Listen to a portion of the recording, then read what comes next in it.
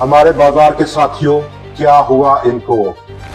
सुई नॉर्थ, सुई south, synergy, Pakistan refinery, national refinery और अटक रिफाइनरी को खबर तो है, लेकिन खबर बुरी है।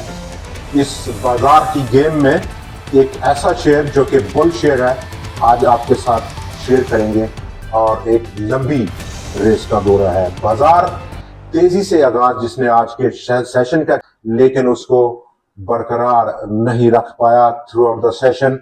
कारोबार का आगाज आज बाजार ने ऑलमोस्ट अपने पहले इब्तदाई हाफ में तेजी से करते हुए 1,78,370 पॉइंट्स का हाई पोस्ट किया, 2,443 पॉइंट्स का इंट्राडे इजाफा, लेकिन तमाम ऑलमोस्ट इंट्राडे गेन्स उसने जाया किए। जब कारोबार का इख्तिताम हो रहा था, सिर्फ 206 पॉइंट्स का इजाफा रह गया, 2237 यानी कि 2237 पॉइंट्स की कमी रही आज के इंट्राडे हाई से आज की क्लोजिंग के दरमियान में जो फासला है।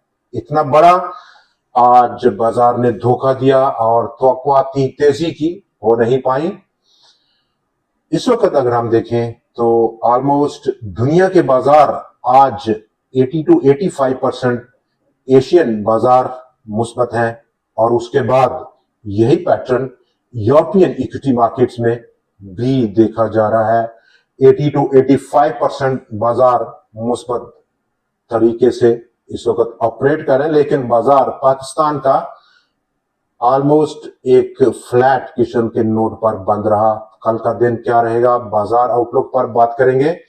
खाम तेल को अगर हम देख लें तो ऑलमोस्ट 79 का लो पोस्ट करने के बाद दोबारा आज $83 की सतह की आज की ट्रेडिंग इस वक्त अभी जब हम आपके साथ ये वीडियो कर रहे हैं, और उस दौरान में पाकिस्तान के कमर्शियल बैंक्स आज लाइमलाइट में रहे, जिनका डिपॉजिट और डिपॉजिट रेट्स में के नंबर देखे गए और सुप्रीम कोर्ट ऑफ पाकिस्तान ने 10% का टैक्स कॉर्पोरेट डिविडेंड इनकम पर कायम रखा और उसने रिजेक्ट कर दिया फेडरल बोर्ड ऑफ रेवेन्यू का प्रपोजल 35% का rate of tax corporate dividend income पर। एक ओवरऑल एक कॉर्पोरेट सेक्टर के लिए पॉजिटिव ट्रिगर रहा। कमर्शियल बैंक्स का जो डिपॉजिट है 15.07% का इजाफा रहा। मई में 37.64 ट्रिलियन रुपए का टोटल अब बेस हो गया डिपॉजिट का, जबकि बैंक का जो डिपॉजिट रेट है उसमें कमी देखी गई है। जून के लिए 4.05% का रेट रहा, 29 बेसिस पॉइंट्स की कमी रही, 4.34% जो कि मंथ ऑन मंथ बेसिस पर था। यानी कि मई और जून का कंपैरिजन है और एक महीने में कम रहा। गवर्नमेंट ऑफ पाकिस्तान की बोरोइंग फिस्कल ईयर 26 के लिए जो उसने बारो किया, पाकिस्तान के कमर्शियल इंटरनली जो उसने बारो किया 5.9 ट्रिलियन रुपए को बारो किया है। और उसके बाद अगर हम देख सकते हैं कि आज के दिन दो अहम जो सर्कुलेशन रही न्यूज को देखा जाए, नंबर 1 गैस सेक्टर के हवाले से, और गैस सेक्टर के हवाले से जो न्यूज रही आज जो कि कंफर्म न्यूज है, इंटरनेशनल मॉनेटरी फंड और पाकिस्तान के दरमियान एक बातचीत का दौर था जहां पर वर्चुअल ये बातचीत थी और किसी भी नतीजे पर पहुंचने के बगैर खत्म हुई है। 1.7 ट्रिलियन का सर्कुलर डेट गैस सेक्टर से उसमें IMF ने ये प्रपोज किया पाकिस्तान को कि गवर्नमेंट ऑफ पाकिस्तान सुई नॉर्थ और सुई साउथ दोनों कंपनीज का जो पेमेंट है सर्कुलर डेट की, वो उनकी जो बुक्स हैं उस पे राइट डाउन करे, उसको लिखे और एक साल के अंदर बुक करे। बहुत बड़ा ये नंबर है और ये एक बहुत नेगेटिव ट्रिगर था दोनों कंपनीज के लिए, सुई नॉर्थ और सुई साउथ कंपनीज के लिए। सुई नॉर्थ ऑलमोस्ट ₹1.23 की कमी रही और सुई साउथ में ऑलमोस्ट 90 पैसे की कमी रही आज डे ऑन डे बेसिस पर। एक नेगेटिव इम्पैक्ट था वन टाइम का लॉस बुक करना, लेकिन पाकिस्तान की गवर्नमेंट ने अभी इस प्रपोजल की हामी नहीं भरी। Overall circular debt gas sector में जो देखा जा रहा है वो इस वक्त ऑलमोस्ट 3.3 ट्रिलियन रुपए का लेवल क्रॉस कर चुका है। दूसरे नंबर पर रिफाइनरी पॉलिसी और जो नई पॉलिसी है उसको लेकर आज रूमर्स गर्दिश में रही थ्रू आउट सोशल मीडिया कि ये नई पॉलिसी जो इस वक्त इन प्रोग्रेस थी वो बगैर किसी नतीजे पर पहुंचने के खत्म हो गई है और आईएमएफ ने उसको भी एक्सेप्ट नहीं किया और ये तमाम सेक्टर में मनफी रुझान रहा, चाहे वो सी एनर्जी हो, नेशनल रिफाइनरी हो, अटक रिफाइनरी हो या फिर पाकिस्तान रिफाइनरी हो। सी एनर्जी ऑलमोस्ट 65 पैसे की कमी रही, आज अटक रिफाइनरी 15 रुपए की कमी रही, नेशनल रिफाइनरी 16 रुपए की कमी रही और चूंकि अभी आज पाकिस्तान रिफाइनरी हल्का सा पॉजिटिव क्लोज करने में कामयाब देखा रहा है। बाजार आउटलुक क्या रहेगी उस पर हम बात करेंगे आपके साथ। अगर डाटा आज का देखा जाए तो आज वॉल्यूम्स में जबरदस्त तेजी रही, 1 अरब 24 करोड़ शेयर से ज्यादा का कारोबार हुआ बाजार में, 49% डे ऑन डे बेसिस पर इजाफा था कल के 83 करोड़ शेयर्स के मुकाबले में। मालियत 45.3 अरब रुपए थी 38 अरब रुपए के मुकाबले में।